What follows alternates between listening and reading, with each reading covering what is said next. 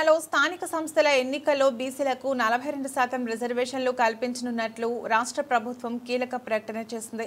ఇందుకు వీలు కల్పించేలా తెలంగాణ పురపాలక చట్టం 2019కు సవరణలు చేస్తూ రూపొందించిన బిల్లును శాసనసభలో ప్రవేశపెట్టింది.